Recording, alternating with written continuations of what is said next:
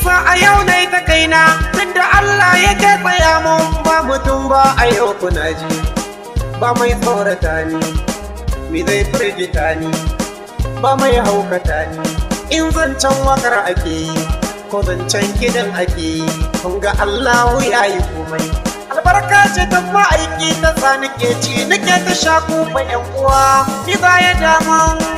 ba abin da za a yi wallahi ba abin da za a yi an ce iska kai wa karena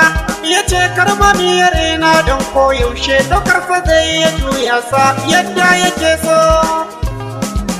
ba a komai sai rabbi ya so ba a komai sai rabbi ya so ya hadari wai zai yi na so munafukai ku sani ai rabbi ya so dan komai sai ya soje ake makiyana ai dole ku yi hauka inda Allah yake kulawa komi ne nake kun ga Allah yake tsaya mu komi ne ya faru kun ga Allah yake tsaya mu yaro ake kirana amma kusan baba ne a sai ni kamshi mai kora wari sai ni kamshi mai kora wari na bar makiya baya can da tari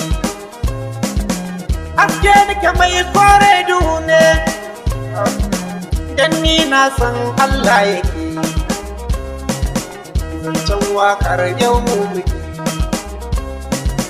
duk ɗan Nijar bari shirago ba munafiki ba sannan ba a zalimi ba nura ne amanar fito na buri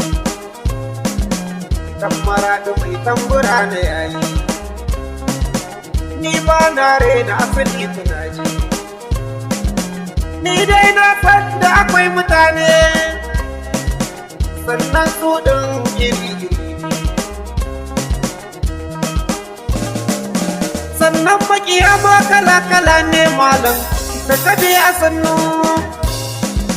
mun san wasu ai 'ya'yan guna ne wasu kauka sunan 'ya'yan agwagi 'ya'yan kuka ta kuyo ta shi mai ilimi ba sai ya faɗi ba takun tafiyar shi ke sa a duba maganar haka ne sai ku yi duba amana ce ta ni da masoya